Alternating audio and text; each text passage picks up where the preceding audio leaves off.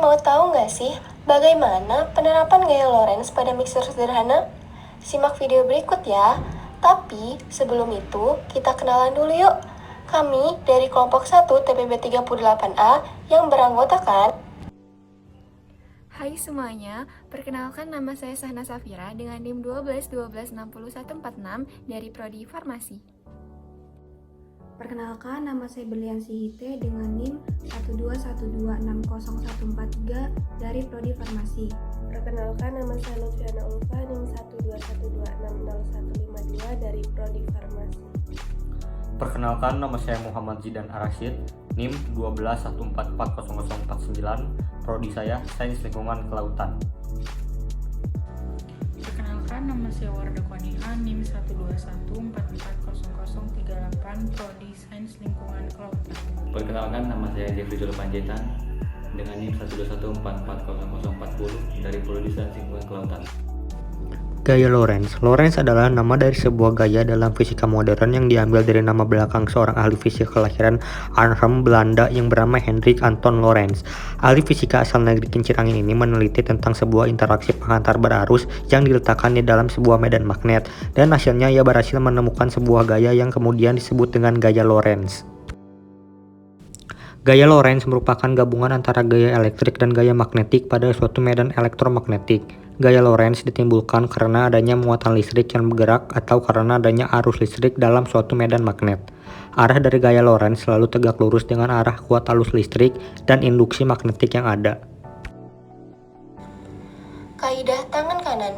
Gerak partikel akan menyimpang searah dengan gaya Lorentz yang mempengaruhi arah gaya Lorentz pada muatan yang bergerak dapat juga ditentukan dengan kaidah tangan kanan gaya Lorentz.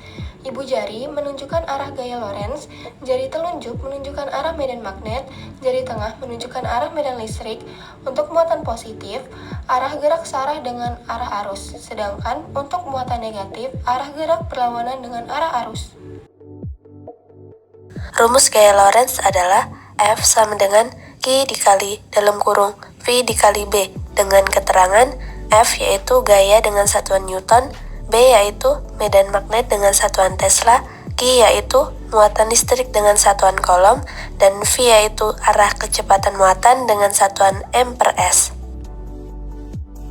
Untuk rumus mencari kuat arus listrik pada gaya Lorentz atau gaya Lorentz yang ditimbulkan oleh arus listrik dalam kurung I dalam suatu medan magnet dalam kurung B, rumusnya akan terlihat sebagai berikut, atau lihat arah gaya dalam kaidah tangan kanan, yaitu F sama dengan I kali L kali B dengan keterangan F yaitu gaya dengan satuan Newton, I yaitu arus listrik dengan satuan ampere, B yaitu medan magnet dengan satuan Tesla, dan L yaitu panjang kawat listrik yang dialiri listrik dengan satuan M. Prinsip kerja. Motor listrik adalah sebuah alat yang berfungsi untuk mengubah energi listrik menjadi energi mekanik. Pada tugas research based learning ini dilakukan percobaan motor listrik jenis DC di recurrent. Motor listrik ini bekerja dengan prinsip gaya Lorentz. Gaya Lorentz adalah gaya yang ditimbulkan oleh muatan listrik yang bergerak atau oleh arus listrik yang berada dalam suatu medan magnet. Hasil dari percobaan ini dapat membuktikan bahwa gaya Lorentz dipengaruhi oleh besar muatan listrik, kecepatan gerak muatan listrik, dan kuat medan yang dilewati muatan. Alat dan bahan yang pertama yaitu dinamo, yang kedua lem super, yang ketiga baterai 9 volt, yang keempat saklar, yang kelima tutup kancing baterai, yang keenam kawat, yang ketujuh korek api, dan yang kedelapan isi lem tembak. Berikut adalah proses pembuatan alat.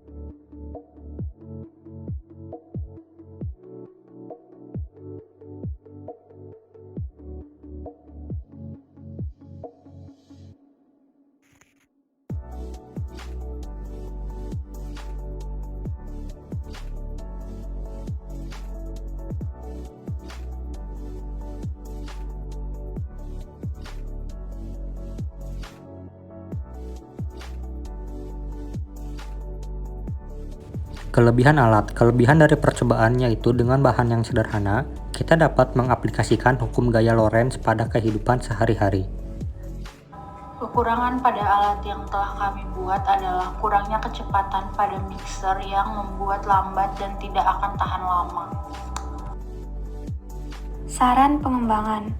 Dapat dilihat penggunaan mixer sudah mendunia. Dengan adanya RBL ini, kami menyederhanakannya dengan menggunakan bahan sederhana yang ada di kehidupan sehari-hari. Perkembangan alat ini juga selalu berjalan baik dalam fungsi dan kapasitas kecepatan. Saran kami untuk pengembangan ke depan, banyak mixer dengan kapasitas lebih baik dengan watt yang kecil. Terima kasih telah menonton video yang telah kami buat ini. Semoga bermanfaat bagi kalian semua. Jangan lupa di like dan komen ya teman-teman. Terima kasih.